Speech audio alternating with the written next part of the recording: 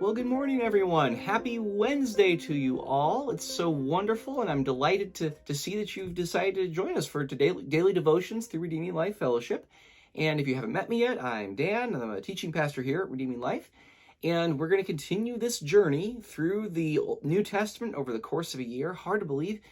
We're getting into November, for goodness sake, and near the end of this book that we've been journeying through called Hebrews. And we're going to be in Hebrews chapter 11, verses 1 through 21. And this passage is indeed quite a famous passage, as it's historically, I guess, been known among Christian circles as the Hall of Faith, where the author of Hebrews lists out examples, biblical examples from the Old Testament that are supposed to encourage us, because these people are examples of living faith, where their actions demonstrated their confidence and trust in God. And also what you're going to find in Hebrews chapter 11, in verse 1 particularly, is this definition of faith which, if I can say this, is, even though it stands as a definition, it still stands as something that has confused a lot of Christians for a long period of time. And it doesn't help that there's a lot of different translations that actually offer sometimes maybe more confusion than there is clarity in what the author of Hebrews is actually meaning. And so, in the first place, when we talk about faith, it is one of those qualities or Christian features that is so prominent within what you would say just Christian living, Christian talk. We hear it bounced around a lot about faith about this and faith about that, but that the concrete picture of what that faith actually looks like in our heads is usually pretty cloudy and pretty blurry, so that we're not entirely sure exactly what faith is, but we know that it's important, so we just keep talking about it in order to kind of get through it. That's the way in which I think I've actually experienced talking about faith through growing up as a Christian for most of my life. And I want us to do a little bit better than that. I also want us to get past two other obstacles in relation to this idea about faith. Is one of them being is that the way in which that the author talks about faith is not, as it were, a synonym for religious practice. In short, the way we're accustomed to talking about faith is using it as a synonym for religion, so that there's throughout the entire world, there's lots of faiths and lots of religions, and all of them are more or less basically equal. And that's not the way in which the author of Hebrews or any other biblical author ever uses the word faith. So if you're thinking about faith in those terms as a synonym for religious practice, that's not the way that it's being used. But there's another thing about faith that I think oftentimes brings more confusion than clarity to our matter, is that maybe you've heard this before, is this idea that it doesn't matter what it is that you believe as long as you believe it sincerely. In other words, it's the sincerity of your faith that matters, regardless of whether or not the object of your faith is trustworthy. That you just have to believe it sincerely, and that as long as you believe something sincerely, therefore it makes it true. And that's not the way in which the author of Hebrews thinks about faith. And let's, for the moment, actually just read through the first verse. And it says this, and I'm actually going to be reading from the English Standard Version, which I think probably better captures, is a better translation. It's a little clearer than what you'll find in the NIV. And we can compare the two for the second. Where it says, say in the NIV, Hebrews 11:1, it says, "Now faith is being sure of what we hope for and certain of what we do not see." Where the emphasis, as it seems to me, and I'm reading something like that, seems to put it more on the person who's exercising faith. In other words, the description as it's painted out in that definition looks actually a lot like blind faith. But listen to how that compares to a translation of something like this, which reads, if I will give it to you in the Greek, "Estin de pistis, elpizomenon, hypostasis, pragmaton, elekos, ou blepomenon." But you didn't actually need to hear that. I don't know why I just told you that. But translated in the English Standard Version, it says, "Now faith is the assurance of things hoped for and the conviction of things not seen." I'll read that again. "Now faith is the assurance of things hoped for and the conviction of things not seen." In other words, when we're talking about faith, it pertains particularly to the limitations of our sight.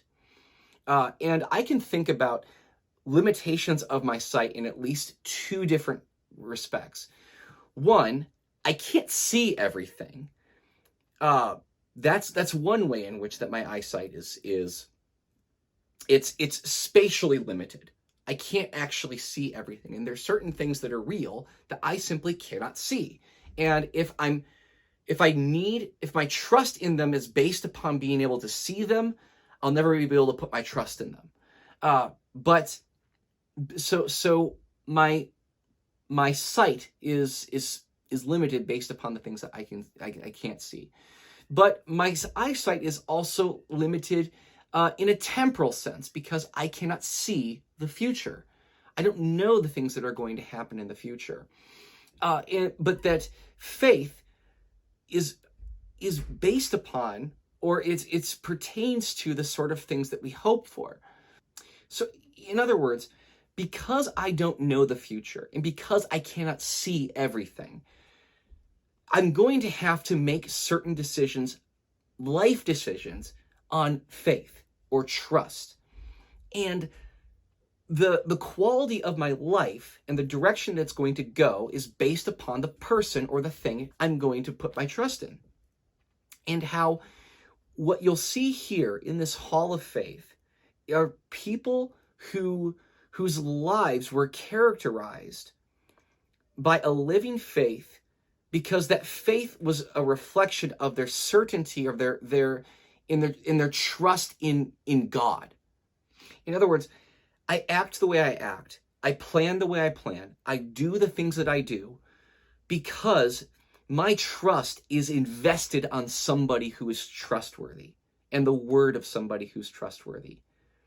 So that my life is characterized by a living faith in a living God whose word is actually trustworthy.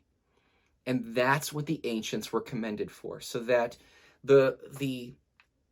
this hall of faith filled with heroes of the faith are commended not merely for their actions, but more so their actions because they were reflective, or that they acted the way that they did because they lived life with a trustworthiness invested in a God who is faithful. So that's the way that they lived. They were creatures who are creatures. They're people who lived by faith because they trusted in God. And so with this in mind, let's just read through this hall of faith, or to see rather, if this is the definition, that faith is the assurance of things hoped for and the conviction of things not seen, that everything that we're going to read together through that follows this is an example of that explanation, of that definition. These are living definitions about what faith actually looks like. So here it is. So beginning in verse 2 then, it says, For by it people of old received their commendation. By faith we understand that the universe was created by the word of God, so that what is seen was not made out of things that are visible. By faith Abel offered to God a more acceptable sacrifice than Cain, through which he was commended as righteous, God commending him by accepting his gifts. And through his faith, though he died, he still speaks. By faith Enoch was taken up so that he should not see death, and he was not found because God had taken him. Now before he was taken, he was commended as having pleased God. And without faith it is impossible to please him. For whoever would draw near to God must believe that he exists and that he rewards those who seek him. By faith, Noah, being warned by God concerning events as yet unseen, in reverent fear constructed an ark for the saving of his household. By this he condemned the world and became an heir of the righteousness that comes by faith. By faith, Abraham obeyed when he was called to go out to a place that he was to receive as an inheritance. And he went out not knowing where he was going. By faith, he went to live in the land of promise, as in a foreign land, living in tents with Isaac and Jacob, heirs with him of the same promise. For he was looking forward to the city that has foundations, whose designer and builder is God. By faith, Sarah herself received power to conceive, even when she was past the age, since she considered him faithful who had promised. Therefore, from one man, and him as good as dead, were born descendants as many as the stars of heaven and as many as the innumerable grains of sand by the seashore. These all died in faith, not having received the things promised, but having seen them and greeted them from afar, and having acknowledged that they were strangers and exiles on earth. For people who speak thus and make it clear that they are seeking a homeland, if they had been thinking of that land from which they had gone out, they would have had opportunity to return. But as it is, they desire a better country, that is, a heavenly one. Therefore God is not ashamed to be called their God, for he has prepared for them a city. By faith Abraham, when he was tested, offered up Isaac, and he, who had received the promise, was in the act of offering up his only son, of whom it was said, "Through Isaac shall your offspring be named." He considered that God was able even to raise him from the dead, from which, figuratively speaking, he did receive him back. By faith Isaac invoked future blessings on Jacob and Esau. By faith Jacob, when dying, blessed each of his sons of Joseph, bowing in worship over the head of his staff. And with that, we're going to conclude and follow the rest of the Hall of Faith in tomorrow's devotional. That's what we're going to do. So, but with this in mind, thank you so much for joining us for Daily Devotions. If you haven't, I encourage you to subscribe to the YouTube channel and check out our podcasts and support us financially if God enables you, so that we can continue this church planting work here in Whitley County and in Huntington County. And come what may, I pray that each and every one of us would follow the examples of faith that have just been laid out for us, that we act in the way that we act, we live the way that we live, we speak the way that we speak, because we believe in a God who is trustworthy. And so I pray God would bless you and keep you, and I look forward to seeing you next time. Take care.